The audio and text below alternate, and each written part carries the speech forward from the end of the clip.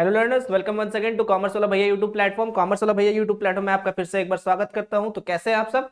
उम्मीद करते हैं आप सब अच्छे होंगे और आपकी पढ़ाई काफी अच्छे से चल रही होगी। तो पिछले क्लासेस में हम लोगों ने मतलब पिछले दो क्लासेस में हम लोगों ने ट्रेडिंग और पीएल का मिक्स क्वेश्चन बना रखा था, ठीक है। एंड आई होप कि वो क्वेश्चन आपको क्लियर हो गया होगा। तो आज की क्लास में हम लोग क्या करेंगे सॉरी। तो आज की क्लास में हम लोग क्या करेंगे? आज की क्लास में हम लोग बेसिकली करेंगे बैलेंस शीट के बारे में, जानेंगे कि बैलेंस शीट कैसे कैसे बनाते हैं, उसमें क्या क्या चीज जाता है। और आज बैलेंस शीट के फॉर्मेट को डिस्कस करेंगे और उसके फिर अगले क्लास में बैलेंस शीट का क्वेश्चन भी बनाएंगे, ठीक है। चलिए आते हैं अपने पीडीएफ पे। चलिए एक बार फिर से आपका स्वागत करते हैं कॉमर्स वाला भैया भाई एनडब्ल्यूबी में। अगर आप चैनल में नए हैं और वीडियो आपको पसंद आ रहा है तो वीडियो को लाइक करें, चैनल को सब्सक्राइब कर ले।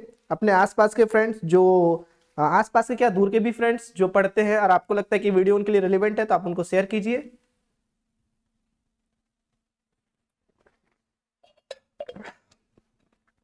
आपका लाइक सब्सक्राइब भी हमारे लिए मोटिवेशन का काम करता है कि हम लोग आगे वीडियो फिर फर्दर बनाते रहे आपके लिए, ठीक है। चलिए, और अगर आपने अभी तक हमारा टेलीग्राम चैनल ज्वाइन नहीं किया है तो वीडियो के डिस्क्रिप्शन में जाएंगे और डिस्क्रिप्शन में आपको लिंक दिखेगा टेलीग्राम चैनल को, उसको ज्वाइन कर लीजिए। उससे क्या होगा कि जो भी आज की क्लासेस हो रही है अगले दिन आपको वहां पे उसका पीडीएफ मिल जाया करेगा।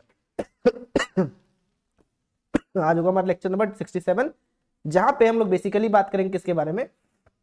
बेसिकली हम लोग बात करेंगे बैलेंस शीट के बारे में। आज हम लोग विस्तार से चर्चा करेंगे किसके बारे में? बैलेंस शीट के बारे में।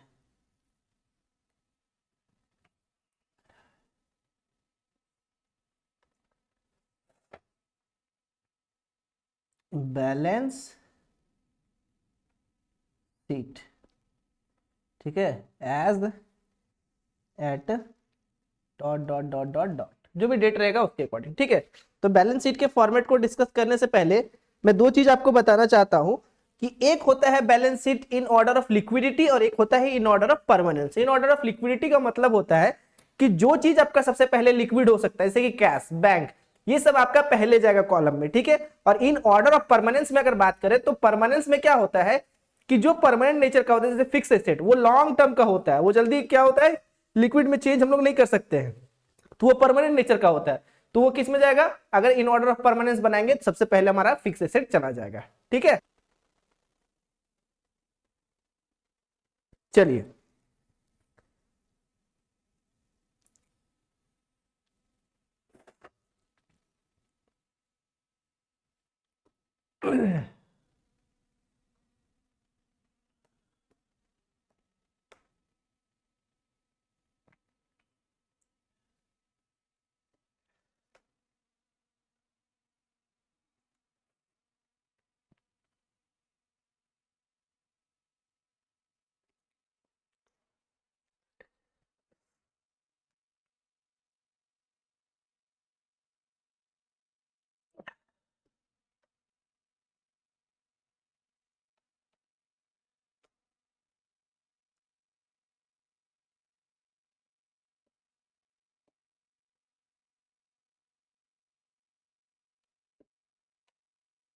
ये हो गया हमारा कॉलम, ठीक है।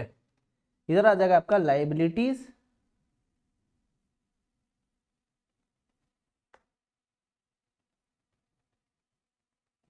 इधर हो जाएगा आपका एसेट्स, ठीक है। दो चीज बताए, in order of liquidity, in order of permanence. Liquidity के केस में क्या बताया आपको कि कैश वगैरह पहले चला जाएगा, जो लिक्विड नेचर में होगा वो पहले जाएगा। और इन ऑर्डर ऑफ परमानेंस का अगर बात करें, जो परमानेंट नेचर का होगा वो पहले जाएगा, जैसे कि फिक्स एसेट हो गया आपका, ये सारा कुछ पहले चला जाएगा, ठीक है। चलिए, लाइबिलिटीज के केस में सबसे पहले हम लोग इसको क्या करते हैं, बांट देते हैं, ठीक है। एक होता है करंट लाइबिलिटीज, एक होता है नॉन करंट लाइबिलिटीज। तो फिलहाल हम लोग देखते हैं कि कैसे कैसे चीज यहाँ पे जाएंगे। अगर बात करें तो बैंक ओवरड्राफ्ट हमारा किधर चला जाएगा सर? लाइबिलिटी साइड में। क्यों चला जाएगा इधर? क्योंकि ये पैसा एक ऐसा पैसा होता है, बैंक अगर आपको एक्स्ट्रा पैसा निकालने का सुविधा दिया हुआ है तो आपको कुछ समय के बाद वो पैसा आपको बैंक को क्या करना होगा? वापस करना होगा। तो ये कहीं ना कहीं आपके लिए क्या है? लाइबिलिटीज है। बिल्कुल सर, ठीक है, बहुत बढ़िया। Next, bills payable. Bills payable मतलब आप बिल्स ऑफ एक्सचेंज अगर पढ़े हो तो ये चीज में कंफ्यूजन नहीं होना चाहिए। बिल्स पेबल जब भी हम लोग बनाते थे तो क्या करते थे कि किसी को कोई सामान उधार में अगर किसी से खरीद रहे हैं तो उस टाइम अगर पैसा नहीं होता था तो उसके फेवर में वो क्या, वो मतलब जो अगला पार्टी होता था वो हमारे फेवर में एक बिल बना के देता था, उस पर हम लोग साइन करते थे, फिर उसको एक ड्यू डेट के टाइम पे हम लोग क्या करते थे, पैसा देते थे। तो वो बिल्स पेएबल है, तो कहीं ना कहीं ड्यू डेट में पैसा आपको देना ही देना है, तो ये भी एक तरह का आपका क्या हो गया, लायबिलिटी हो गया। ठीक है, क्रेडिटर्स, क्रेडिटर्स कौन, जिनसे आप कोई सामान उधार में खरीदे होगे वो आपके क्रेडिटर्स हो गए, उनको पैसा दोगे फ्यूचर में। कोई एक्सपेंस ऐसा होता है जो कि आउटस्टैंडिंग, मतलब कि उसका बेनिफिट आप ले चुके हो लेकिन अभी तक उसको पैसा नहीं दिए हो, वो हो गया आउटस्टैंडिंग एक्सपेंसेस, मतलब उसको भी पैसा वापस करोगे ही करोगे, ये चला जाएगा आपका लायबिलिटी साइड। ठीक है, उसके बाद कोई अगर आपका मान के चलो अनअर्न्ड इनकम, जैसे कि या फिर बोल सकते हो एडवांसेस, आप क्या किए, मान के चलो कि हम मेरे में और आप में एम्प्लॉयर और एम्प्लॉय का रिलेशन है। ठीक है, आप मेरे अंडर काम करते हो, अब आप बोले कि नहीं मेरे को पैसे का जरूरत है, आप मेरे को पैसा एडवांस में दे दो, तो कहीं ना कहीं आप मेरे को काम किए नहीं हो, आपका मंथली सैलरी का टाइम पूरा नहीं हो, बट फिर भी मैं आपको पैसा एडवांस में दे रहा हूं। तो अगर आपका 10,000 रुपया सैलरी था और अभी मैं 5,000 रुपये दे रहा हूं, तो आने वाले टाइम पे जब मैं आपको 10,000 रुपया दूंगा तो कहीं ना कहीं आप हमको 5,000 वापस करोगे। तो ये पैसा जो हम लोग अनअर्न्ड इनकम पहले ही ले लेते हैं, ये भी काइंड ऑफ हमारा क्या होता है, लायबिलिटीज होता है। ठीक है, नेक्स्ट लॉन्ग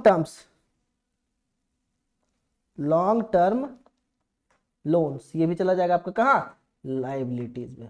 बहुत बढ़िया, फिर आ गया आपका रिजर्व्स,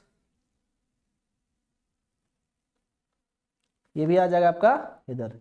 अब थोड़ा सा यहां पे एडजस्टमेंट है, वो ध्यान देंगे आप कि जैसे कि जब भी कैपिटल दिया रहेगा, ठीक है, कैपिटल मान के चलो दिया हुआ है जितना भी, उसमें क्या करोगे, नेट प्रॉफिट जो आपका आएगा उसको ऐड करोगे, तो नेट लॉस को क्या कर दोगे, माइनस कर दोगे, बिल्कुल। तो कुछ अमाउंट आया, अब इसमें क्या करोगे, माइनस करोगे क्या, ड्राइंग्स,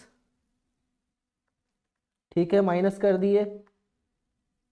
अब जो बचा कुछ अमाउंट आया होगा, अब इसमें माइनस कर दोगे income tax, sir income tax भी मेरा काइंड ऑफ ड्राइंग ही है क्योंकि वो मेरा पर्सनल है, इसको भी माइनस कर दिए। अब जो आपका आया उसमें से अगर कोई आपका लाइफ इंश्योरेंस प्रीमियम है, लाइफ इंश्योरेंस खुद का, एम्प्लॉय का नहीं, लाइफ इंश्योरेंस, यहां लिख दीजिए सेल्फ, मतलब आपका खुद का। ठीक है, तो ये भी आपका काइंड ऑफ ड्राइंग ही है, ये भी माइनस होकर के जो अमाउंट बचा वो चला जाएगा बाहर कैपिटल में। ठीक है, तो इतने सारे चीजों को, मतलब ज्यादा बहुत बड़ा चीज तो है नहीं, छोटा छोटा चीज है, वो चीज को आपको ध्यान में रखना है। ठीक है, अब आते हैं अगर एसेट साइड तो अगर हम लोग दो तरह का थे, इन ऑर्डर ऑफ लिक्विडिटी और इन ऑर्डर ऑफ परमानेंस। तो इन ऑर्डर ऑफ लिक्विडिटी का अगर बात करते हैं तो वहां पे जो लिक्विड एसेट्स होगा वो सबसे पहले जाएगा, जैसे कि cash in hand, cash at bank, बिल्कुल सर। लेकिन अगर इन ऑर्डर ऑफ परमानेंस होगा तो सबसे पहले आपका फिक्स्ड एसेट जाएगा, फर्नीचर, फिक्सचर्स, लॉन्ग टर्म, जो भी लॉन्ग टर्म वाला होगा वो पहले जाएगा, और कैश इन हैंड कहां चला जाएगा, सबसे लास्ट में चला जाएगा। ठीक है, बिल्कुल सर।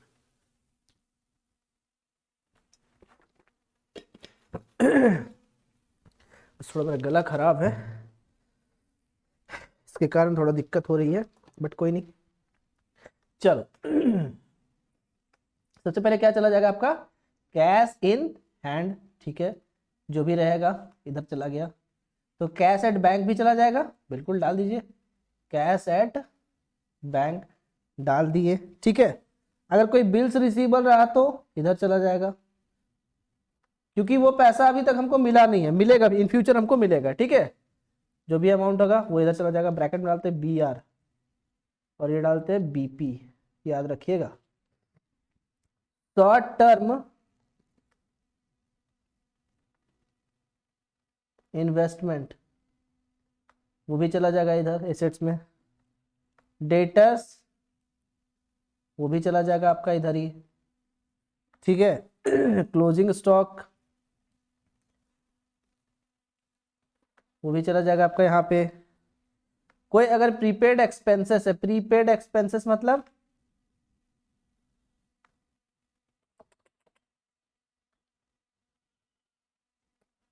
प्रीपेड एक्सपेंसेस जो आप पेड इन एडवांस, एडवांस में पे कर दिए, ये सारा क्यों आपका एसेट्स है? क्योंकि अभी हम उसका बेनिफिट लिए नहीं है, लेकिन उसको हम पैसा दे दिए, मतलब इन फ्यूचर हम उसका बेनिफिट ले सकते हैं, तो ये मेरा कहीं ना कहीं क्या है? एसेट्स है। जिस तरीके से आपको लाइबिलिटी में एक्सप्लेन किए थे कि अनअर्न्ड इनकम आपका लाइबिलिटीज है, क्योंकि अभी तक आपको सैलरी का डेट नहीं आया, लेकिन आपको पैसे का जरूरत पड़ा, आप जाकर के पैसा ले लिए, तो ये आपका अनअर्न्ड इनकम हो गया, तो ये कहीं ना कहीं आपका लाइबिलिटी हो गया। तो उसके जस्ट अपोजिट बात करेंगे कि हम काम किए लेकिन अभी तक हमको पैसा नहीं मिला है, तो वो पैसा कहीं ना कहीं मेरा एसेट्स है। लेकिन अगर हम काम किए हैं पेड इन एडवांस, हाँ मतलब कोई काम हम किसी से, हमको मान के चलो कि जैसे कि हम लोग फोन पे ही रिचार्ज कराते हैं, ठीक है, फोन पे रिचार्ज करवाते हैं तो हम लोग प्रीपेड रिचार्ज करवाते हैं, तो वो मेरा काइंड ऑफ एसेट्स है। लेकिन पहले के टाइम पे पोस्ट पेड भी चला हुआ करता था, पोस्ट पेड मतलब कि यूज करने के बाद देना, तो वो कहीं ना कहीं लाइबिलिटीज होता है, ठीक है। नेक्स्ट वही एक्रूड इनकम जो आपको बताया अभी हम, एक्रूड इनकम मतलब कि इनकम अर्न कर चुके हैं, उसको हम काम दे चुके हैं, लेकिन अभी तक हमको वो पैसा मिला नहीं है, ठीक है। जो भी लॉन्ग टर्म इन्वेस्टमेंट होगा, लॉन्ग टर्म इन्वेस्टमेंट जो होगा वो भी इधर आएगा, ठीक है सर, बहुत बढ़िया। चलिए अब यहां पे फिक्स्ड एसेट में कुछ कुछ चीज आ जाएंगे। फिक्स्ड एसेट्स के अंदर क्या क्या आ सकते हैं? बहुत कुछ आ सकता है। लैंड एंड बिल्डिंग आ सकता है सबसे पहले, चलो डाल दो लैंड एंड बिल्डिंग, जो भी है बाहर। Furniture and fixtures, furniture and fixtures जो भी आएगा अमाउंट बाहर। कोई टूल्स होंगे, मोटर व्हीकल होगा, ठीक है। प्लांट एंड, पूरा ही लिख देते हैं,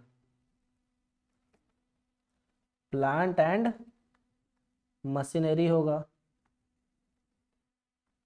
ठीक है। कोई गुडविल होगा, ये भी आपका एसेट्स ही होता है, इनटेंजिबल एसेट्स। एक होता है गुडविल, अर्न गुडविल होता है, एक होता है परचेज गुडविल, ठीक है। परचेज गुडविल को हम लोग बुक्स में दिखाते हैं, अर्न गुडविल को बुक्स में नहीं दिखाते हैं, ठीक है, क्योंकि उसका वैल्यूएशन लगाना मुश्किल होता है। और एक हो गया आपका पेटेंट हो गया, ट्रेडमार्क हो गया, सारी चीज को आप यहाँ पे डाल सकते हो। ये सारा आपका क्या है?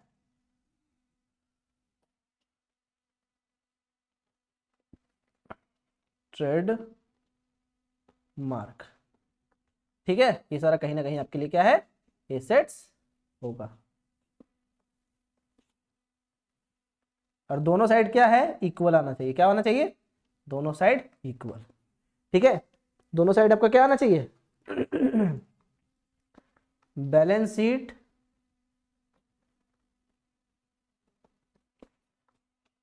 Both side should be equal, तभी पता चलता है कि हमारा क्वेश्चन सही हुआ है। और दो तरह का बना सकते हैं, इन ऑर्डर ऑफ लिक्विडिटी या in order of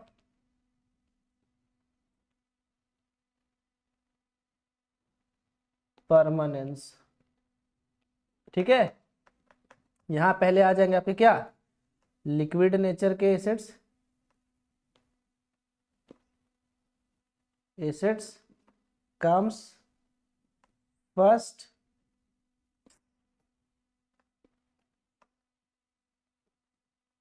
example cash in hand, cash at bank, ये सारे, ठीक है। लेकिन वही अगर बात करें इसमें, तो परमानेंट नेचर के वाले पहले आ जाएंगे। Permanent nature will assets will come first, example fixed asset, example land and buildings, furnitures, ये सारे, ठीक है। तो कुछ इस तरीके के हमारे बैलेंस शीट्स में देखने को मिलेंगे। तो आज की क्लास में हम लोग इतना ही रखते हैं, क्योंकि अगले क्लास में हम लोग देखेंगे किसको किस तरीके से आगे क्वेश्चंस को सॉल्व करते हैं, क्योंकि आज थोड़ा हो जाएगा, समय कम पड़ जाएगा आपको और हम लोग क्वेश्चंस तो सॉल्व कर नहीं पाएंगे।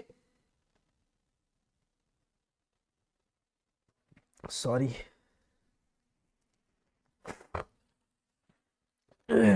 आज आपको एक चीज और बताता हूं, दो तरह के एसेट्स, ठीक है, एसेट्स ऑफ टू टाइप।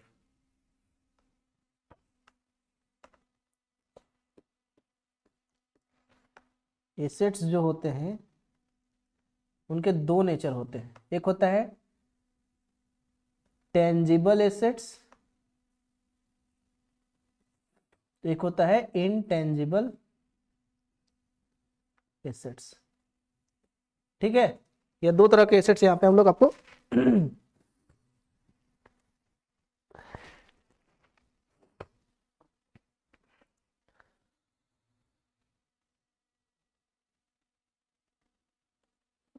ये जो होता है इंटेंजिबल एसेट्स, ये जो आपका कैटेगराइज होता है, ये फिक्स्ड में भी हो सकता है, फिक्स्ड एसेट भी हो सकता है, या फिर और करंट एसेट भी हो सकता है।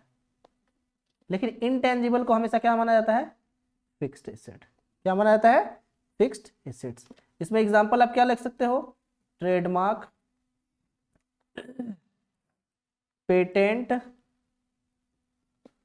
गुडविल, ये सारी चीज।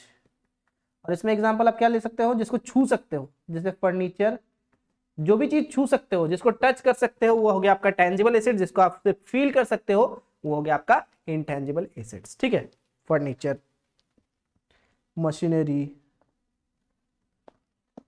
मोटर व्हीकल, ठीक है, ये सारे आपके टेंजिबल और इनटेंजिबल किसी कैटेगरी में आएंगे। ये मान के चलो लॉस हो सकता है क्या? Loss can be arise due to fire theft. ठीक है, फायर थेफ्ट से लॉस अराइज हो सकता है। लेकिन अगर बात करें इनटेंजिबल एसेट्स में, loss can not arises due to fire. ठीक है, फायर के कारण लॉस अराइज नहीं हो सकता। बात समझ में आई? जी सर। तो इस तरह के एसेट्स को हम लोग क्लासिफाई करते हैं यहाँ पे, इन ऑर्डर ऑफ परमानेंस और इन ऑर्डर ऑफ लिक्विडिटी। इसको भी थोड़ा सा याद रखेंगे, थोड़ा सा पढ़ेंगे, और पढ़ने के साथ साथ आपका होमवर्क ये रहेगा, जो भी बुक आप पढ़ रहे हो, तो उससे आप क्या करोगे, जितना भी क्वेश्चंस होगा सारे क्वेश्चंस को आप सॉल्व करो। बैलेंस शीट के लिए बस क्या करो कि बैलेंस शीट के लिए एक छोटा सा हाफ पेज को छोड़ दो और ट्रेडिंग और पीएल बना करके रखो, ताकि हम लोग जब बैलेंस शीट अगले क्लास में कंप्लीट कर लेंगे, जैसे फॉर्मेट तो आज डिस्कस कर लिए, क्वेश्चन अगले क्लास में कंप्लीट कर लेंगे, फिर आप बैलेंस शीट बना करके आपका चैप्टर हो जाएगा कंप्लीट। ठीक है, चैप्टर क्या हो जाएगा? कंप्लीट हो जाएगा। तो आज के इस सेशन को हम लोग यहीं पे करते हैं समाप्त। तब तक के लिए वीडियो अच्छा लग रहा है तो वीडियो को लाइक करते रहिए और प्यार दिखाते रहिए अपना लाइक के जरिए, और कमेंट कीजिए अच्छा अच्छा। मिलते हैं, तब तक के लिए bye bye, take care, good night.